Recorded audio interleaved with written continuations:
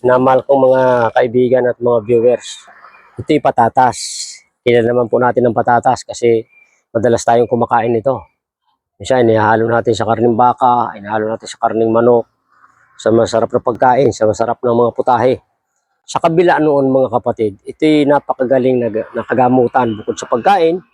Sabi nga ng pantas, hayaan nyo ang inyong pagkain ng inyong mga gamot at ang inyong mga gamot ay inyong mga pagkain, mga kapatid. Kaya kung sa pagkain, sanay na tayong kumain, mga kapatid.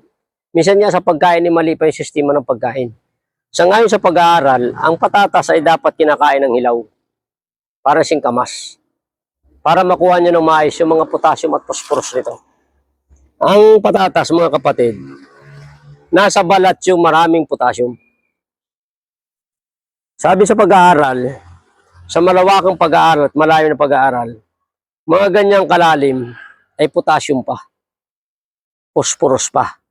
Konti lang ang potassium nito sa loob ng patatas mismo. Ang marami nasa balat, mga kapatid. Kaya paglalagain ito, sabi sa mga pag-aaral, dapat nilalaga yung balat at kinakain yung balat.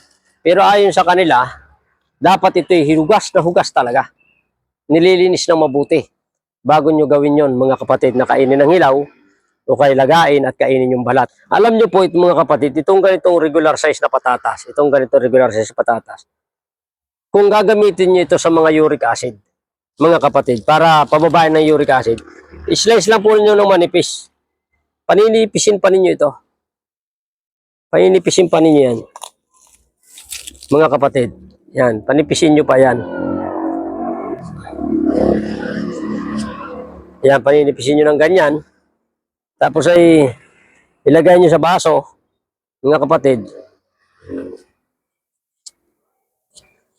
Pag ginawa po ninyo ito mga kapatid, tutulungan ang inyong kidney para hindi pinsalain ng uric acid. Alam po naman ninyo, pag mataas ang uric acid nyo, ang pinipinsala po nila ang inyong bato. Kung magagawa po natin ito lalo sa umaga, kung di man makaaraw-araw ay mga 3 to 5 times a week, mga kapatid, puproteksyonan po nito yung inyong kidney.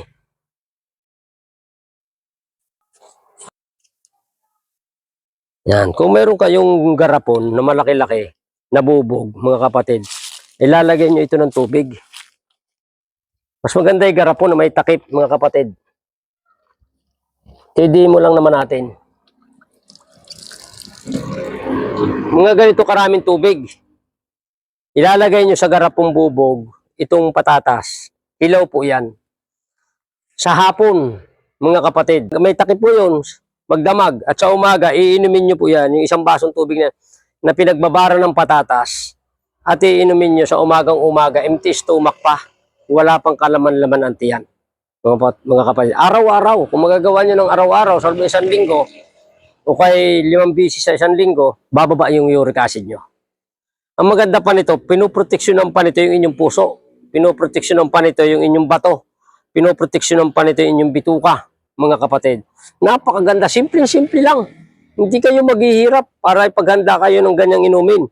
Isugasan nyo lang mabuti yung patatas, huwag nyo aalisin ng balat, i-slice ng manipis, ilagay nyo sa garapon na may isang basong tubig na ganito, takpan nyo sa magdamag, at inyong iinimin sa umagang-umaga, wala pang laman ng tiyan. Ay Brother Jojo, anong gagawin dito sa patatas na ito? Nakamagdamag na eh. Siyempre, ang gagawin nyo ito, nainom na yung tubig, anong gagawin nyo dito? Mga kapatid, ganito pong gagawin nyo mga kapatid. Dudurugin nyo po yan ng durog na durog, ito, at inyong itatapal sa mananakit yung mga kasuksuan. Pwede nyo pag nadurog ng durog na durog, ilagay nyo sa tela, o sa gasa. Kung namamaga ang tuhod nyo, itapal nyo po yan dyan. Magkabilang tuhod, kung namamaga magkabilang tuhod. Okay, itong mga bukong-bukong na ito. Yung may mga gout arthritis, mga kapatid. Bukod sa ininom nyo yung tubig, itong pinagbabara, itong ibinabad nyo ito, magagamit nyo pa po yan, mga kapatid, sa ganyang mga problema. Hindi kayo masyadong problema sa gout arthritis. Hindi rin kayo masyadong problema sa uric acid, basta gumagawa po kayo ng ganito. Kahit hindi araw-araw, mga 3 to 5 times a week man lamang, pag kayo may tataas ng uric acid nyo, gawin nyo po ito para hindi mapinsala ang inyong kalusugan. Mga kapatid, nakahanga-hanga po ito. Marami pang mga bagay ang pwedeng paggamitan nito mga kapatid. Siguro kung ipagkaloob ng Diyos sa pagkakataon, gagawa tayo ng ikalawang bahagi nito. kung paano pa nito matutulungan ang inyong katawan para maging maayos at malusog. Pagpalain po kayo ng Panginoon.